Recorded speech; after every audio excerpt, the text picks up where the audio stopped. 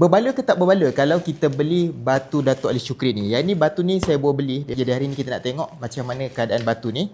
So yang ni dia pack dalam plastik. So nampak ni macam dia pack dengan plastik hitam yang biasa tu. Lepas tu dia letak juga bubble wrap. Nampak ni bubble wrap. So ni tebal juga bubble wrap dia ni. Ada berapa lapis? 1, 2, 3, 4 lapis. Inilah keadaan batu dia. So batu ni dia tak besar mana. Dia ngam-ngam dengan tangan saya ni. Jadi kalau kita tengok batu ni lah, batu ni kalau sekali pandang macam batu sungai. So dia ada warna coklat-coklat macam ni, lepas tu dia ada gelap-gelap sikit ni. Ini adalah keadaan batu dia.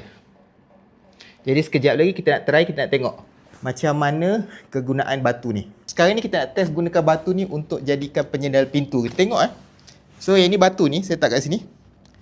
So kita cuba tarik, memang agak kuat juga batu ni. Zoom sikit. Tengok. So ini kalau ada orang tolak memang agak susah lah. Tapi kalau tolak kuat-kuat dia berjalan je. Tapi dari segi nak buat sendal tak ada masalah. Boleh. Tinggalkan macam tu kita belah. Untuk penyedal pintu, lulus. Untuk demo seterusnya, saya akan jadikan batu ni sebagai tungku. Kita nak try. Saya akan letakkan batu ni di atas dapur ni. So kita akan cuba tengok.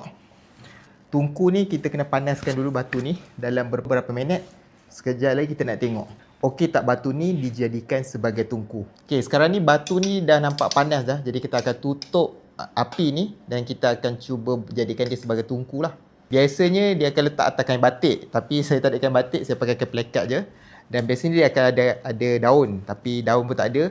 Jadi saya nak test je lah kan. Nak tengok macam mana dia punya panas dia tu kan. Okey. Kat sini.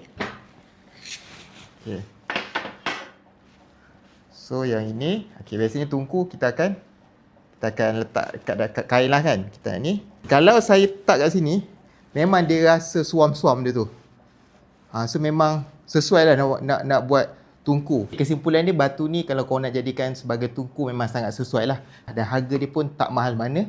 Berbanding daripada kita nak pergi kat Jinak Baik nak cari batu yang saya macam ni kan. Kira minyak apa semua, pada saya berbaloi lah. Batu yang besar macam ni, Datuk Ali Shukri jual tak sampai RM20. Siapa kat sini yang dah beli batu ni? Cuba korang komen kat bawah. Apa pendapat korang?